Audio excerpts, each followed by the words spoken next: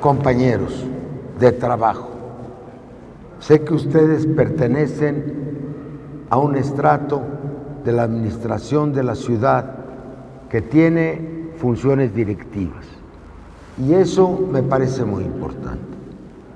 Yo he venido hace ya 4 años en innumerables ocasiones invitado por la Escuela de Administración de la Ciudad de México. Debo decir, haciendo elogios titular que está ausente, el maestro León Aceves, que desde que comenzó el debate sobre la Constitución, hace 4 años, después en el grupo redactor, después en el proceso constituyente y ahora en la difusión de la Constitución, la escuela ha sido un elemento muy importante, al punto que queremos hacer para el futuro un centro de estudios constitucionales específico que se encargue de estas tareas. Hablar de la Constitución puede tomarse desde cualquier ángulo y nunca vamos a acabar.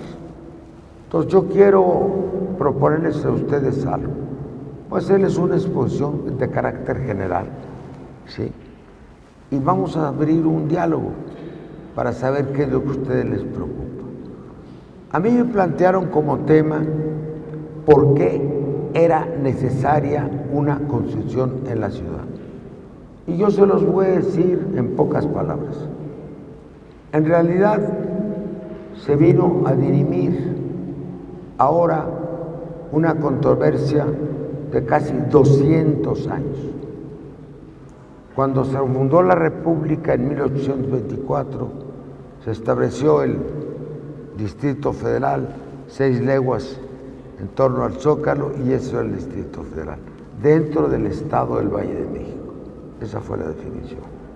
Pero, bueno, aquí era la sede del poder central, la capital de la República, como seguimos siéndolo, pero no tenían derechos sus habitantes. Era Distrito Federal, un distrito de la Federación, no un Estado, no una entidad que tuviera derechos propios. Claro, se vinieron ganando algunas cosas. En 1847 se dio el derecho a elegir senadores que no influyan mayormente en la vida de la ciudad. En 1857 se discutió ampliamente si debía haber una coexistencia, que es el tema hasta hoy, está presente en los debates de la Suprema Corte todavía, si hay coexistencia de soberanías. La hay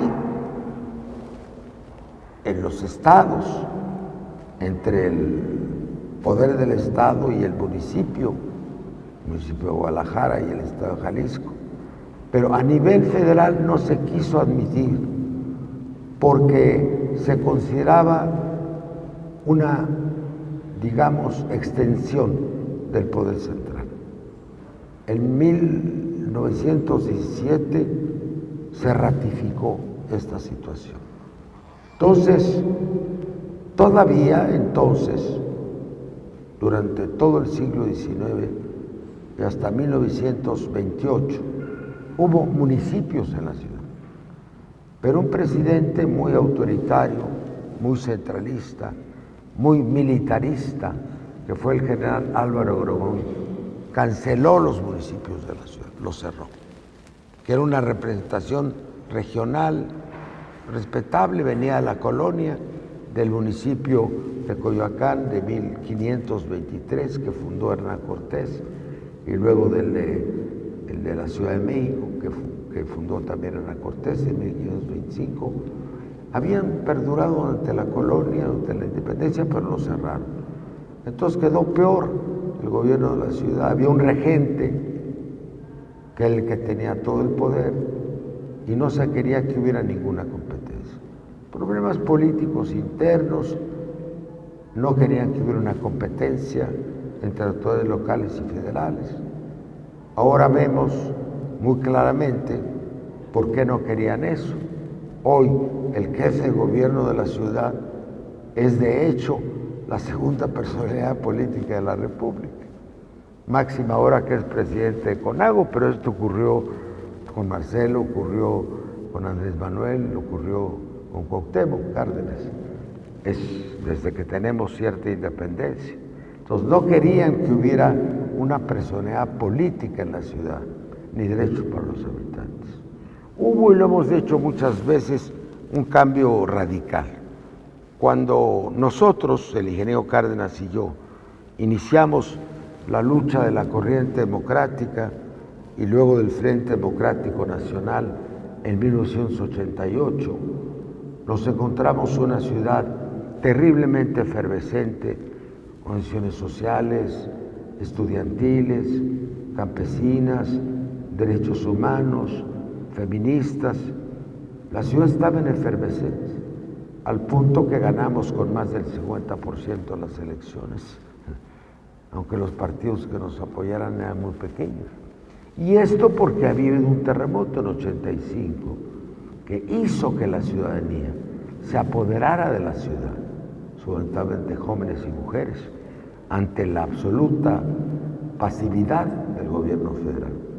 Y bueno, nunca más la ciudadanía dejó de gobernar la ciudad. No podía el gobierno seguir pretendiendo gobernar una ciudad en la cual no tenía mayoría política. Esa es la base de las negociaciones que emprendimos en 96 con el presidente Zedillo. Dijimos, es imposible que usted pretenda gobernar una ciudad que tiene minoría. Fue así como se estableció la elección de jefe de gobierno por la población y la elección de los delegados, que son turbulencia del antiguo régimen desde el 97. Antes, bueno, el gobierno empezó a ceder, se creó el estatuto de gobierno, que era avanzado para su tiempo, se creó primero una asamblea legislativa en el 87, luego una asamblea legislativa. Como todo en la política, fue un proceso. Se fueron concediendo derechos. Pero nos faltaba una constitución y nos faltaba dejar de ser un distrito de la federación para ser una entidad con nombre y apellido propio. Por eso ya no existe el Distrito Federal, como ya no había territorios federales. Había distritos Federales que era Baja California Sur, Quintana Roo, todos los distritos que se convirtieron en estados, hicieron una constitución. Entonces es la razón por la que era necesaria una constitución. y que se reflejó en la reforma de la Constitución, artículo 122 y correlativos, porque no es el único. Ahí en todos los 71 artículos se modificaron. Ahí donde decía Distrito Federal, se tachó y se dijo Ciudad de México. ¿Sí? Entonces, hubo muchos debates. A nosotros, a mi unidad, me encomendó el jefe de gobierno iniciar el diálogo. Primero hablamos con los funcionarios de la ciudad. Consulté 31 dependencias del gobierno, incluyendo las autónomas. ¿Qué querían de la ciudad? No a ellas solamente, sino a sus clientelas, que si la Secretaría del Trabajo del Consejo Laboral, que si la Secretaría de Desarrollo Económico a los empresarios, que si a la CEDUBI a los desarrolladores urbanos. Estuvimos hablando, son 4 años. Luego creamos un consejo redactor con gente de la academia, representantes sociales. Me entrevisté con más de 400 organizaciones de la ciudad, más de 400, gracias a la buena organización de la Secretaría General de la ciudad. Hablamos, tianguistas, todo lo que ustedes quieran, lésbicos, gays, representantes de urbanizadores, lo que sea. Y por fin logramos en el comité redactor y con un grupo externo un proyecto.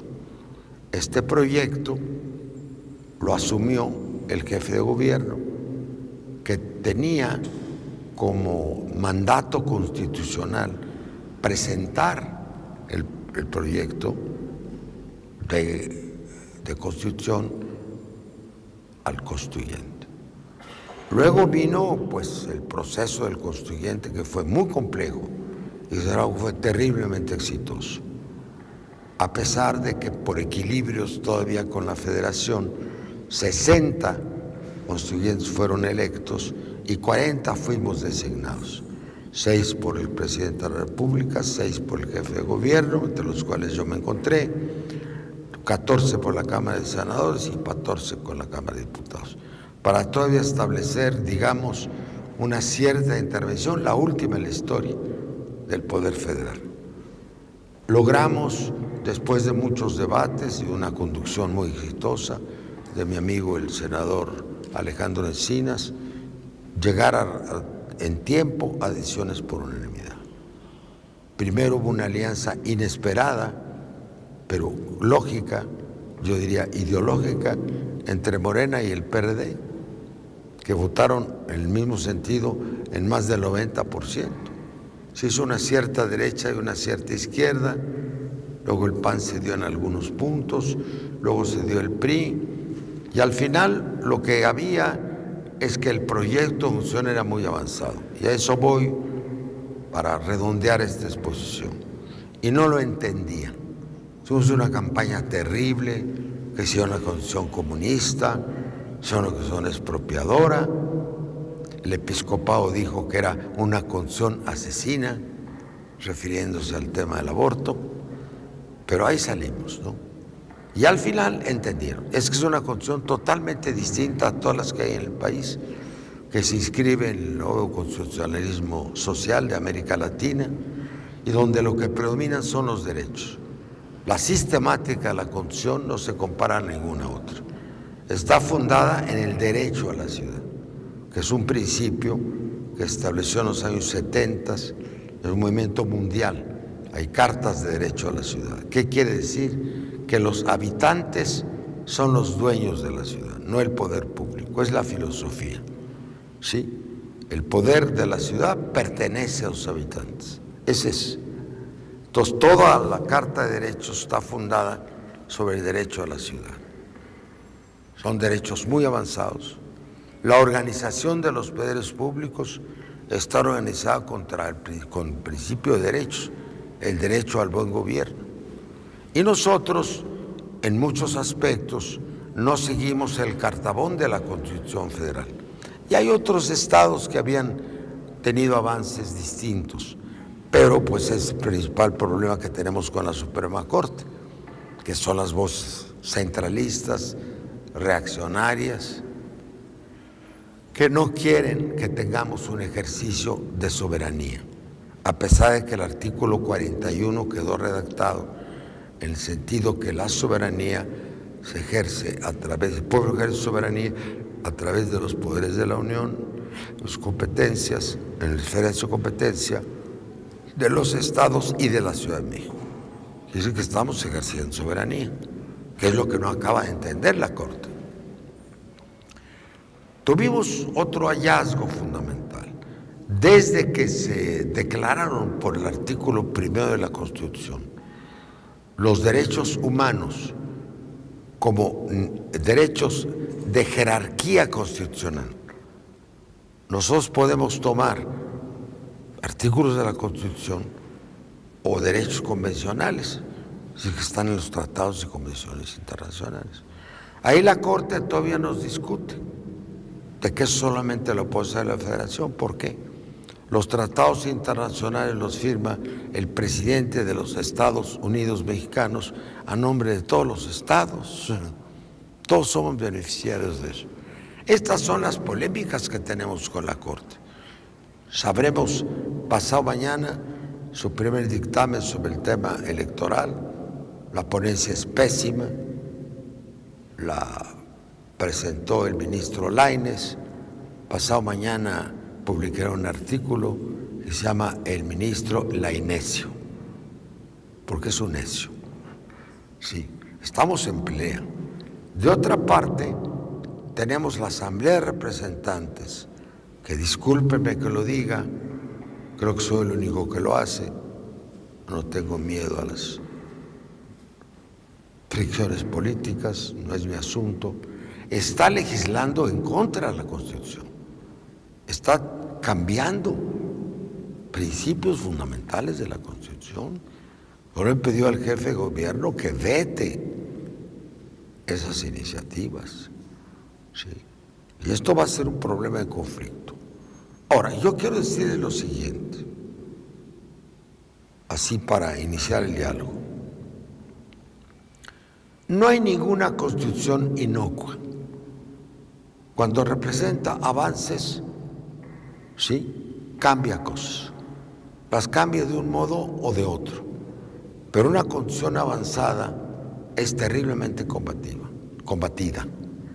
Es decir, las constituciones tienen que hacerse y tienen que defenderse, ¿sí? Por ejemplo, la Constitución de 1857, que es notorio, establece la división entre la Iglesia y el Estado, crea el Estado laico. El presidente que la promulga, el presidente Comonfort, tiene temor de una guerra civil y renuncia. Y asume el poder el presidente Juárez, que es el presidente de la Corte, y que viene una guerra civil de 3 años. Y luego viene una guerra de intervención extranjera de 5 años. Entonces, hacer valer la Constitución de 17 a la ley de 56, la ley de reforma, costó mucha sangre. Espero que no cueste en la Ciudad de México. En eso no se preocupen. Las manifestaciones son desarmadas hasta ahora, no son como las de Venezuela. Entonces, las constituciones hay que defenderlas frente a la Corte, frente a la Cámara de Representantes, en la realidad, con la honestidad y rectitud de los funcionarios públicos, pero hay que defenderla. Muchos intereses creados hemos desafiado, los inmobiliarios, por ejemplo, que no acaban de atacarnos, ¿no? La Constitución prevé un plan de desarrollo humano para 20 años, un sistema de uso del suelo distinto, poderes equilibrados entre las alcaldías, que van a llamarse así, y los poderes centrales. Entonces, da capacidad a los ciudadanos para hacer exigibles sus derechos frente a los jueces.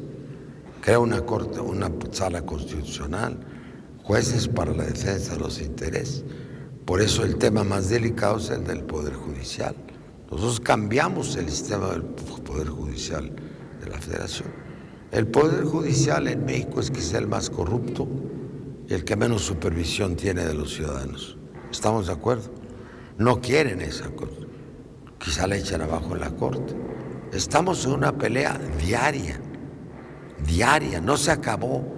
No es que ya tengamos una constitución flamante, la distribuimos en ejemplares, damos de conferencias entre los funcionarios públicos en este momento.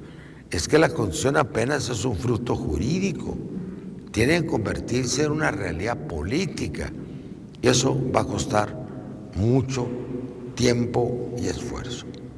A mí me gustaría, pero eso es cuestión de las autoridades, que hubiera seminarios para discutir la Constitución. ¿Quiénes tienen un texto de Constitución en su poder, de los que están aquí? ¿Cuántos? Un texto de la Constitución completo. ¿Cuántos lo tienen? 1. 4 de 100. 4 de 7. Pero ese es el tema. A pesar de que el Senado ha hecho miles de ejemplares, la Ciudad de México miles de ejemplares. Yo le quisiera pedir a la escuela que ninguno de los que están aquí presentes se quede sin un texto de Constitución. ¿Ustedes cuántos tienen? Tenemos ahorita ya, la personal del sindicato nos dio suficientes para poderles distribuir. Bueno, y además tienen el folleto que yo mandé a hacer, claro, con los antecedentes y los 100 puntos de la Constitución. Si no, redítenlos. Es muy indicativo que 4 o 3, 7 de 100 funcionarios de la ciudad tengan la Constitución y los demás no la tengan. Entonces le estoy hablando en latín, no le estoy hablando en español. ¿sí? Entonces, lo primero es discutir la Constitución, leerla en pequeños grupos. ¿Ustedes pueden organizar eso? Bueno, por último, pues yo me someto a las preguntas. No tengo demasiado tiempo porque ando un poco enfermo. Yo creí que era nada más. Me equivoqué porque me había sido invitado a la inauguración. Decía palabras de bienvenida. Creí que iba a hablar 5 minutos y al llegar me dijeron que no, que vamos a estar aquí un buen rato. Pero no vamos a llegar a la hora. Ustedes pregúntenme. Voy a tomar unas 5 preguntas si les parece bien. Si hay más interés, tomamos otras que me quieran hacer. Mi pluma tiene una pluma. Voy a fumar un cigarro, que es un vicio. No está prohibido en la nueva Constitución. Las personas que desean hacer alguna pregunta, por favor, levanten la mano. Verbales, como en la clase. Voy a tomar 5 seguidas. ¿Usted quién es? Preséntense. ¿Qué hace?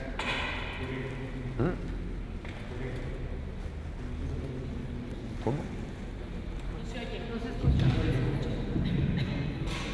Soy Luis Cuello. Mi pregunta... No, pero ¿en dónde trabaja? En la Comisión de Recursos Naturales. Sí. ¿Y usted qué es ahí? ¿Y esta comisión de quién depende? De la Secretaría del Medio Ambiente. Ah, bueno. Gracias. Dígame. Yo quisiera conocer cómo se conceptualizan los derechos específicos de los pueblos originarios. ¿Cómo? ¿Cómo se están conceptualizados los derechos específicos de los pueblos originarios de la ciudad? Así es, con mucho gusto. Es tan amplias las preguntas que se van a quedar con 5. ¿Otra pregunta? No. Pero ¿a quién nos sirve esto? No sirve esta pluma. No tienes papel mejor. Es la carpeta. Muy buena pregunta, ¿eh? Otra pregunta.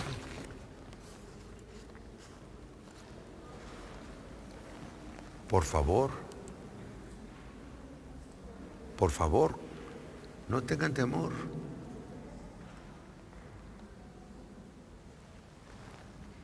A ver, una dama, tú. Una dama.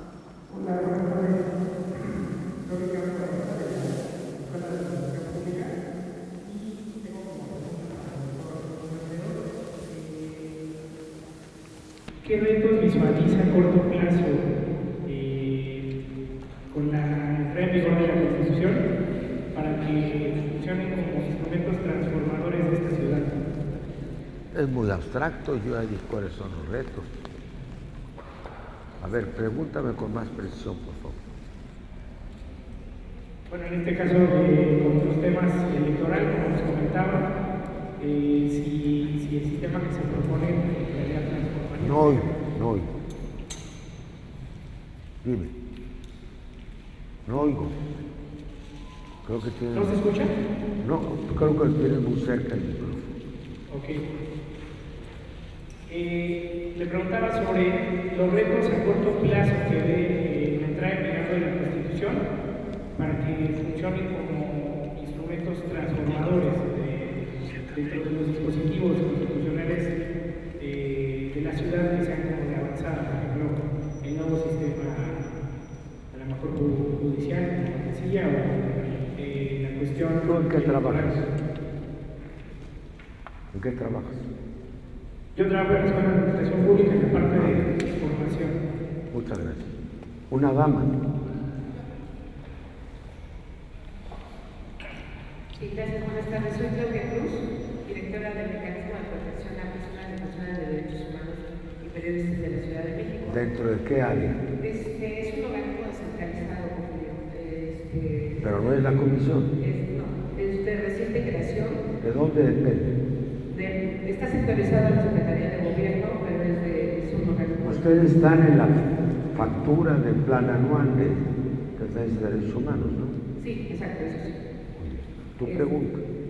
La pregunta es la siguiente, es, a partir de la reforma que se hizo el artículo 122, se estableció que toda la parte de lo que tiene que ver con cómo iba a ser el proceso electoral en la Ciudad de México y cómo se tenía que constituir a través de alcaldías y, digamos, prácticamente el artículo 122 estableció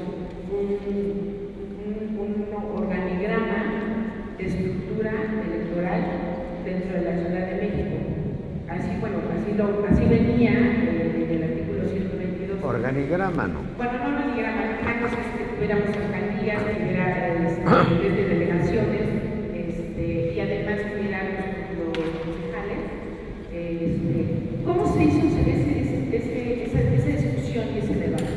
Muy bien. Porque es importante, me parece, tener por lo menos el origen de por qué a los otros estados de la República se establecieron, tienen municipios, nosotros por qué sí alcaldías, y por qué además la federación, desde la Constitución, en el artículo 122, se nos, digo yo, así lo pienso. Bueno, sí, pero son varias preguntas. ¿Por qué son alcaldías, sistema electoral, sistema de elección de los concejales? Son 3 preguntas que me hiciste. A ver, otra.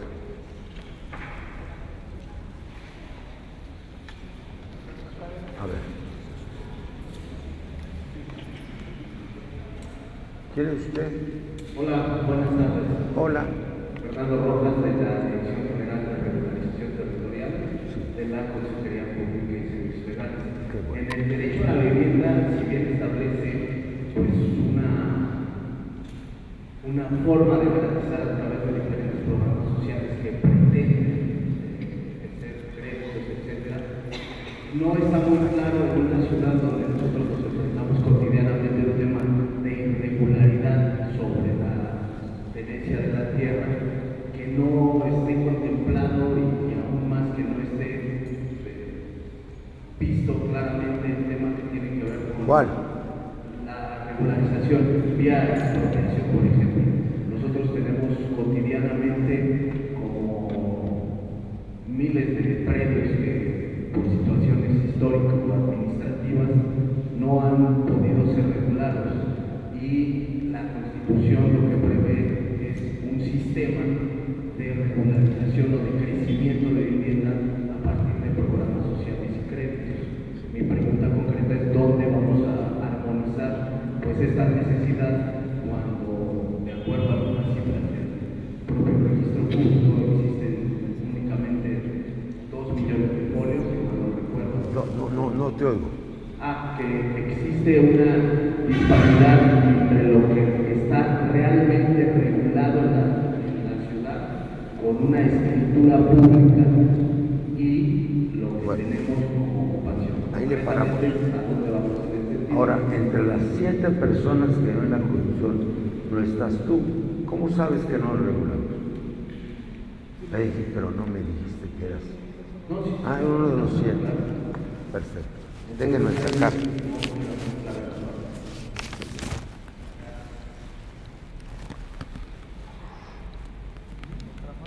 No, ya 5, ya son 5.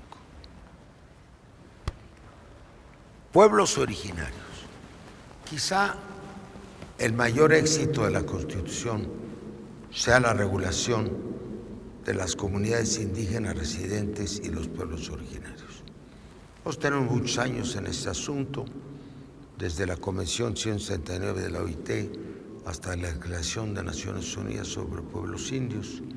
Entonces, esta es la primera constitución del mundo que sigue todas las normas internacionales.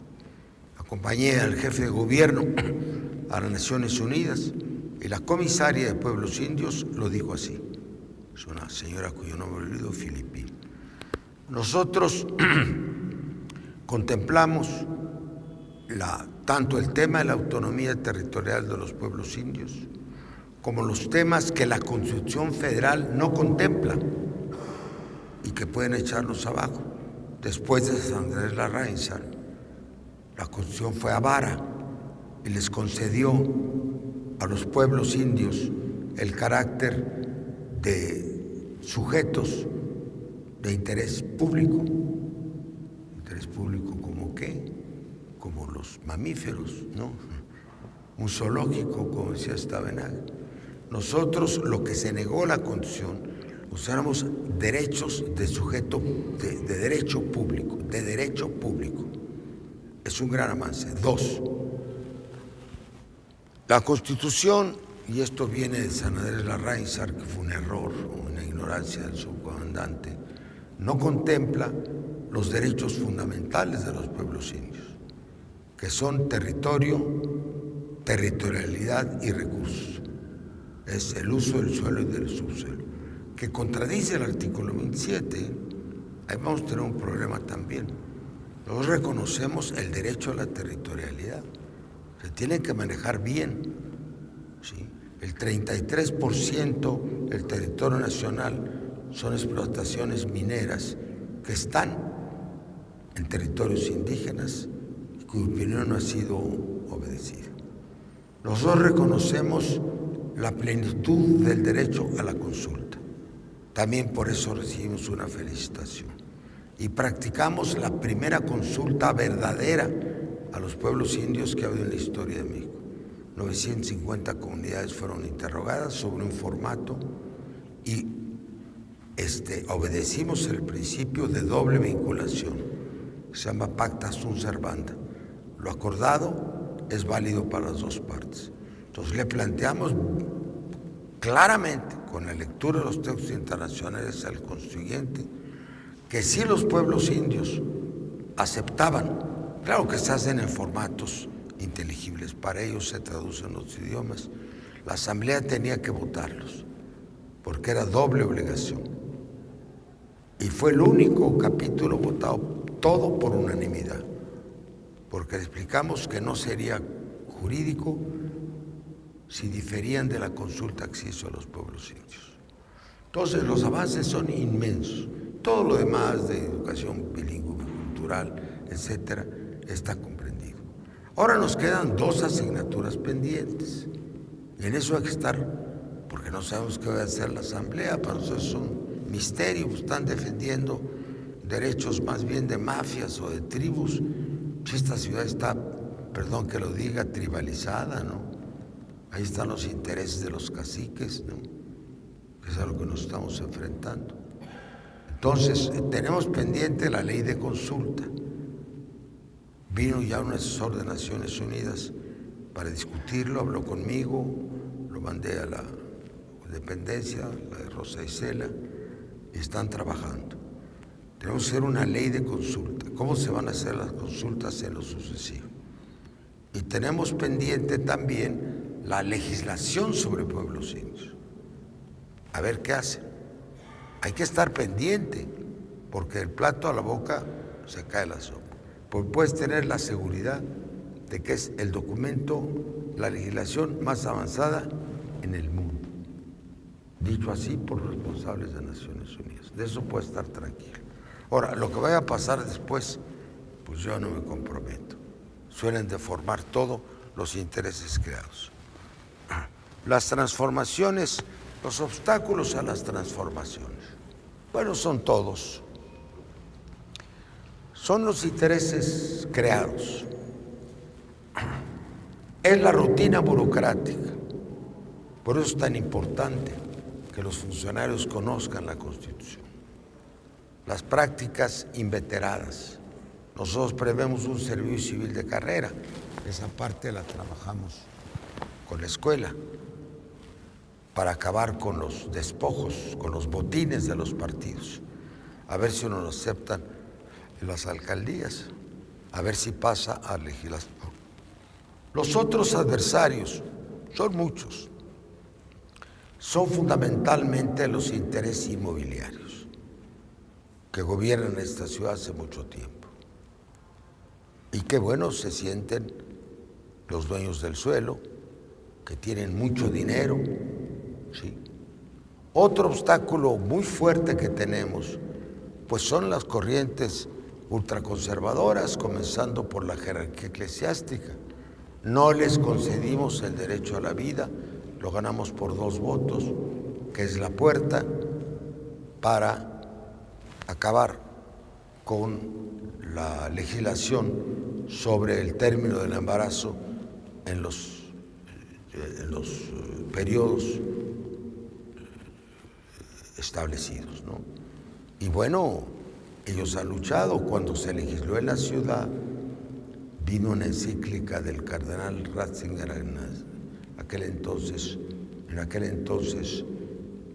Papa, y el PRI y el PAN se movieron, el PRI en 17 estados de la República para reformar las constituciones.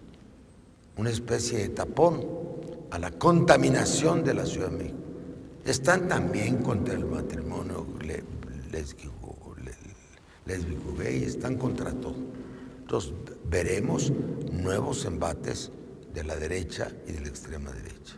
Tenemos como ventaja, y lo vimos en el constituyente, que ni siquiera el PAN se atreve a levantar mucho la voz, ni el PRI, contra esto, porque ya son derechos adquiridos por la ciudadanía. El día que se diga que no hay interrupción del embarazo en la ciudad, va a haber un mitin aquí de 200,000 mujeres, ¿sí? Justo. Entonces ya son derechos adquiridos por la ciudad en la ley, que no les es fácil echar para atrás a los partidos. La ciudadanía de esta capital pues no es la misma que la de Guanajuato o la de San Luis Potosí, por decir algo. Es una ciudadanía consciente de los avances que ha logrado. Lo electoral, que es muy interesante, es mi artículo del martes. Son 3 preguntas las que me hiciste. Una, y la voy a sacar primero, es la manera de elegir a los concejales de los ayuntamientos. Sí. La Constitución 122 dice que será en planillas por el principio mitad representación proporcional, de relación directa y mitad proporcional. Entonces, lo que la Asamblea dijo es que las 2 eran por lista y que entonces el presidente municipal o alcalde que ganaba tenía derecho a que su planilla entera entrara, lo que es absurdo. 2 listas, que es el voto que llamamos carro completo, con lo cual se pierde, si tiene todos los de uninominales, porque es una planilla, pues se pierde el carácter del Consejo como órgano de control, es juez y parte. Nosotros tuvimos la tez contraria, que hay solo 2 formas de elegir, la uninominal, que es por circunscripción. Se debe elegir por circunscripción. Que cada partido presente una planilla es su problema, como en la sociedad de alumnos, ¿no? Pero la gente elige por circunscripción. Sin embargo, la Asamblea votó lo contrario. Ya dejé de ir a la Asamblea después de debate porque me peleé con medio mundo. Y desgraciadamente no hubo tiempo para que el jefe de gobierno la vetara. La vetó en parte, en la parte en que los diputados de circunscripción o consejeros deben ser del distrito, pero no es lo fundamental. Nosotros estamos haciendo una lucha grande. Vendrá el consejero jurídico, ojalá y le pregunten esto, ¿por qué se hizo el voto? ¿Sí? El voto de carro completo. El segundo tema es el porcentaje de diputados de mayoría relativa y los proporcionales.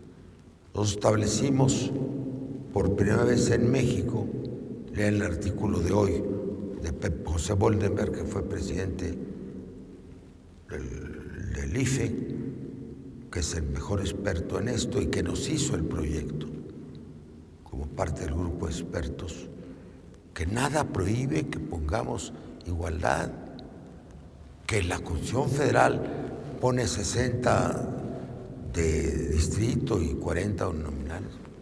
Pues así lo hizo la Constitución Federal. Cada quien puede poner lo que quiera. No es un principio de la Constitución.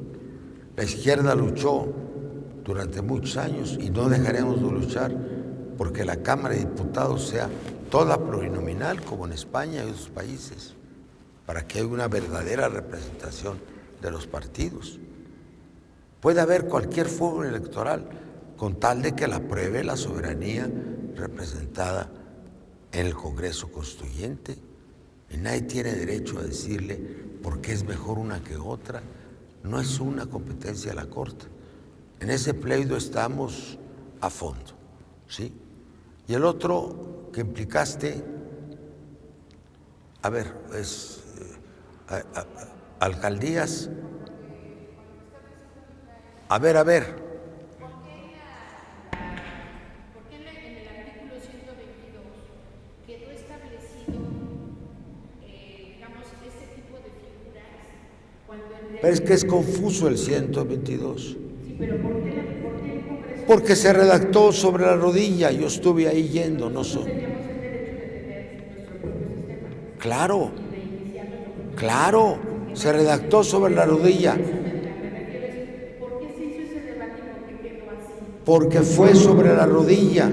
Ahí vamos el consejero jurídico de la presidencia y yo a discutir. Quedó confuso el texto. Esto pasa en los textos cuando hay negociación. La famosa palabra planilla echa a perder todo.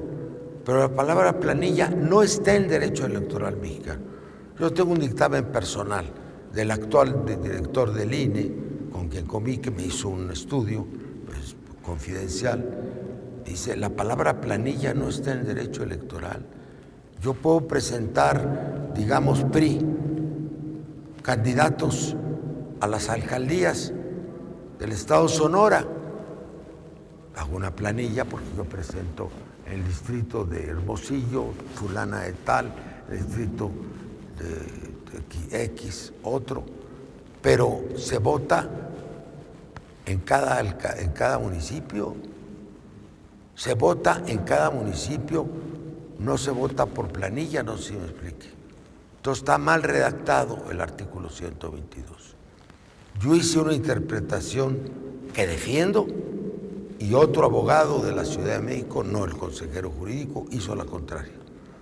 Yo creo que tengo la razón por todos conceptos, pero es un problema de interpretación. La asamblea se fue por el que le conviene más a los grupos locales. Yo discutí con todos los, que fue la última vez que discutí con la asamblea, ya no quiero. Les dije a los del PAN, a los del PRI, a los todos, bueno, ustedes prefieren que ahí donde ustedes gobiernan, sí, digamos, Milpa Alta o Ajimalpa, ustedes gobiernen como caciques y tengan a todos los concejales a su favor, a pesar de que en las alcaldías en que ustedes no gobiernen, sus gentes no tengan derecho de control. Les vale, porque ustedes prefieren el control que la democracia. Es una especie de pacto de gángsteres, perdón. No sé si me estoy explicando, ¿o no? Bueno, son los defectos, son los obstáculos reales de la ciudad. Bueno, el tema de la vivienda, yo creo que quedó muy bien regulado, sí, porque es de interés público y porque nosotros tenemos, ahí depende el funcionamiento de las instituciones. Tenemos un plan de desarrollo de largo plazo y tenemos un instituto que define el uso del suelo. El tema en esta ciudad es el uso del suelo. Entonces tenemos principios en la parte segunda de la Constitución, el desarrollo urbano sustentable, muy claros. Se privilegiará la vivienda social, el interés social, es obvio. Y el desarrollo urbano será policéntrico y conforme a las necesidades de la gente. Nosotros no estamos privilegiando la gran operación inmobiliaria, sino la satisfacción de los intereses de las gentes.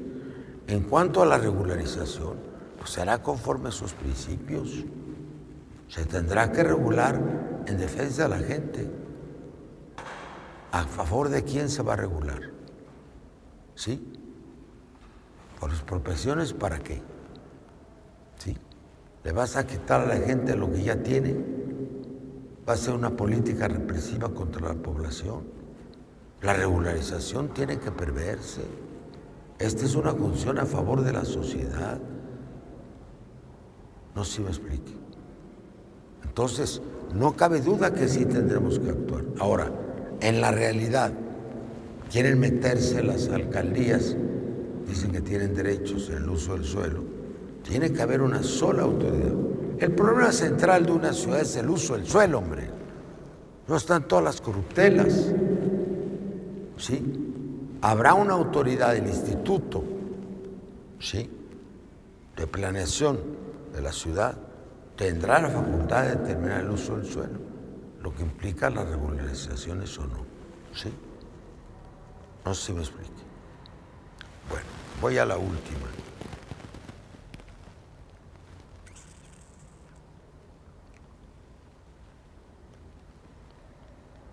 Regularidad de la tierra, ¿qué dice? ¿Cuál es la última?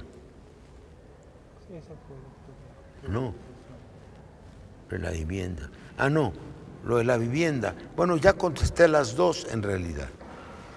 Estas últimas preguntas acreditan lo que dijo. Sin voluntad política de los gobiernos, mucho de lo que está en la Constitución se puede volver letra muerta. Lo único que nos queda es la exigibilidad y justiciabilidad de los derechos de los ciudadanos. Es la clave de la Constitución. Si no podemos ir a defender expeditamente nuestro derecho, si no podemos reformar el Poder Judicial, por ejemplo, la Comisión de Derechos Humanos tiene el juicio restitutorio, que no querían.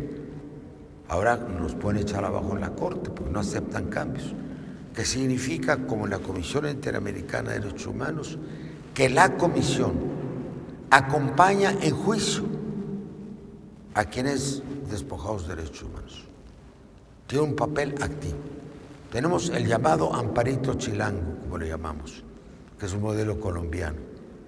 Un juez de tutelar recibe directamente la demanda de la población, ¿sí?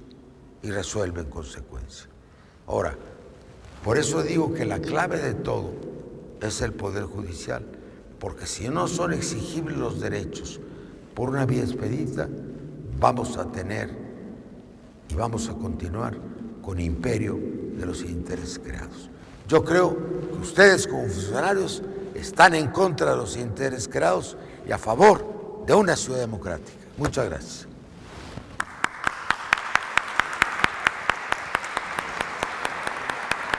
Gracias.